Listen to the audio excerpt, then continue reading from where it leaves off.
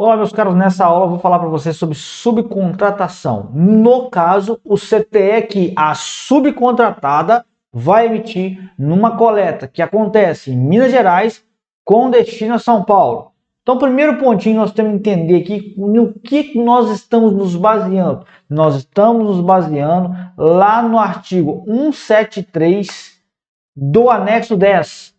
Lá diz o seguinte: prestação interestadual de serviço de transporte rodoviário de cargas mediante subcontratação que tenha como tomador o serviço de transporte inscrito em Minas, desde que a prestação contratada ou anteriormente subcontratada tenha iniciado no Estado. Então, olha, são essas as exigências que nós temos que observar e agora nós vamos entender como é que nós vamos construir aqui o nosso procedimento. Primeiro detalhe: a subcontratada, como vocês puderam ver, não precisa ser inscrita em Minas Gerais para usufruir daquele benefício de isenção. Que na hora que eu peguei lá para vocês, ó, onde é que consta no artigo 173 que fala que a subcontratada tem que ser inscrita aqui em Minas? Não fala isso. Então, não é obrigatório ela ser inscrita em Minas. Lembrando, ela vai emitir o CTE para recebimento, tá? Minas Gerais exige que a subcontratada emita o CTE para recebimento. No entanto, concede a isenção e esses são os requisitos que nós precisamos obedecer. Então, a operação início da prestação, MG, fim da prestação, é igual a São Paulo. Essa aqui é a prestação que nós estamos estudando. Quem que é o tomador? Subcontratante. Tá? E aí, é isso aqui que norteia, isso que é o básico do básico para a gente começar a entender como é que nós vamos emitir o nosso CTE. Agora vamos lá. Forma de emissão do CTE da subcontratada, viu? Da subcontratada. Só colocar maiúsculo aqui. Da subcontratada. Aqui, vamos começar para as informações básicas que as pessoas acabam demandando. Qual vai ser o CFOP? Gente, CFOP de subcontratação, ele pode ser o 6352, por quê? Ou, eu vou explicar por que aqui, o 6351. Por que 6352? Pode ser 6352, 6353. Se essa subcontratada não é inscrita em Minas, não vai ser nem 6352, nem 6351, vai ser 6932. Entende? Mas por que vamos supor que fosse o caso da subcontratada ser inscrita em Minas Gerais? Vamos tomar como exemplo a subcontratada sendo inscrita em Minas. O que vai acontecer aqui? Eu tenho dois CFPs que eu posso usar. Há muitas pessoas que emitem CTE de subcontratação com o CFP 6352. Matheus, está errado. À luz do convênio sem número de 1970, ele ainda tem um CFP específico para subcontratação. Só que eu concordo com o posicionamento de quem diz assim, peraí, CFOP não foi criado para dizer que tipo de operação, que tipo de emissão de CTE está sendo feita. Porque quando você emite um CTE de subcontratação, vai na aula e no módulo que tem aula sobre isso, que eu mostro como é que fica o modelo do CTE de subcontratação, você vai ver lá tipo de serviço, subcontratação. Então lá já está escrito isso. E aí, por esse entendimento, tem gente que vai e emite um CTE com 6352. Eu recomendo que utilize o 6351. Até 1/4/2024, vou falar sempre isso, porque está previsto para mudar, se não prorrogar de novo, né? Isso já vem sendo prorrogado. Beleza? Então, o CFP será esse. Qual que será a CST de ICMS? Bom, se nós estamos atendendo ao requisito para usar a isenção, 40.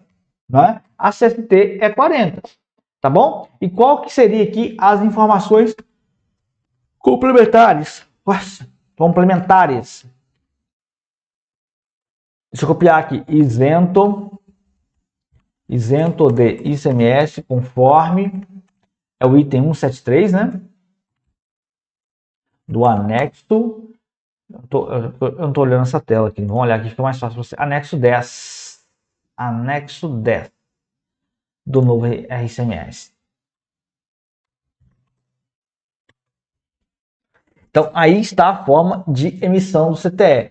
Então, esse detalhe simples, né? Mas lembrando, viu, gente? A subcontratada não é inscrita em Minas. Não é o requisito aqui, ó. Eu falei com vocês que ela não precisa ser inscrita em Minas para usufruir dessa isenção. Se ela não for inscrita em Minas, ainda tem outro CFOP aqui ainda, cara. Tem mais um aqui ainda, ó.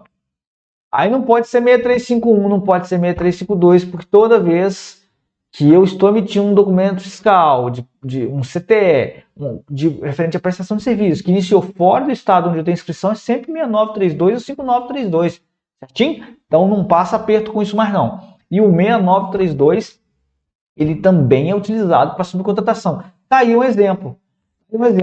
A transportadora não é inscrita em Minas Gerais. Ela vai emitir o CTE de subcontratação com o CFOP 6351? Não vai. Ela não vai conseguir nem autorizar esse documento se ela não colocar 6932. Então, essa questão de CFOP não é uma regra, assim, para você ser seguida nesse caso aqui não, tá? Tem muitos casos onde se cria um CFOP próprio, e entendo que seja esse caso aqui, que eu concordo com a validação pelo 6352. De fato. Eu nem ligo, não. Ah, validou um CTE com 6352 aqui. Tipo de serviço, está sob contratação? Certinho. Para mim, não vejo discrepâncias aí, não vejo perigo no horizonte, tá? A prestação aqui, gente, detalhe pequeno, né? Prestação de serviço será acobertada pelo CTE da subcontratante.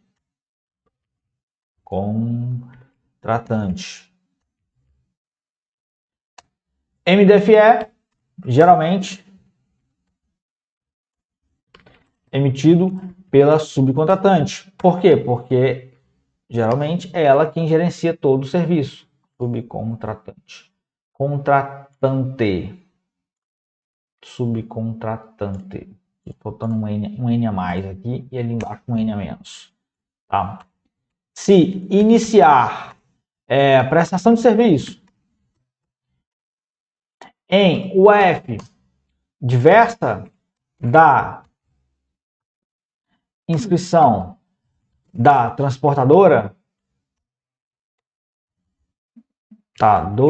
deve sempre observar a legislação da UF sobre emissão de CTE. Tem estado que desobriga a emissão de CTE, fala que não é obrigado. Emissão de CTE. E emissão de MDFE. São esses dois casos aqui, você tem que ficar esperto. Ah, vou iniciar uma prestação de... Porque pode ser que a sua transportadora, inscrita aqui em Minas Gerais, vai iniciar uma prestação lá na Bahia, na modalidade, na condição de subcontratada. Ela vai observar a legislação do estado da Bahia. Primeiro, exige a emissão de CTE? Exige a emissão de CTE. Como é que a Bahia entende como vai ser a tributação do CTE? Porque aqui em Minas tem isenção. Lá no estado de São Paulo, entende que não tem nem tributação de ICMS sobre prestação de serviço internacional, tanto para o frete sainte quanto para o frete entrante. No que se refere ao frete entrante, eu discordo veementemente, né? Mas fazer o quê? O caso onde Minas Gerais diverge de São Paulo do frete entrante de exportação, tá? Então, assim, eu estou trazendo o exemplo para vocês que os estados têm uma divergência de entendimento. O que para Minas é isenção, para São Paulo diz que o ICMS não está alcançando essa prestação. Então, cada estado traz o seu entendimento, você tem que acompanhar. Se você entende que tem um estado que está adotando uma postura fora daquilo que a legislação prevê, daquilo que é certo, aí você tem que brigar judicialmente. Gente, eu vou falar um negocinho para vocês aqui, tá? Como a gente está analisando essas prestações pontuais de casos práticos do dia a dia, toda vez que você for fazer uma validação, você tem que estar muito ciente, se a sua validação estiver contrariando o entendimento da fiscalização do Estado, é possível que você tenha um problema com a fiscalização. Aí, administrativamente, são poucos casos que você consegue ganhar. Você só consegue ganhar quando o entendimento da fiscalização está divergindo do próprio regulamento do Estado dela. Aí você ganha administrativamente. Aqui em Minas Gerais, por exemplo, o Conselho de Contribuinte vai se basear o quê? Se você atender os requisitos do regulamento. E aí, se você está atendendo, mas a fiscalização entende que não está, você ganha. Agora, se não é assim, esquece. Aí você vai ter que brigar judicialmente. Não sei se vai compensar para você. Beleza? Gente, o que nós tínhamos para passar para vocês aqui sobre subcontratação, nesse caso, né, a forma de emissão do CTF subcontratado, é isso. Tendo dúvidas, deixa aí no comentário da aula que a gente responde assim que possível.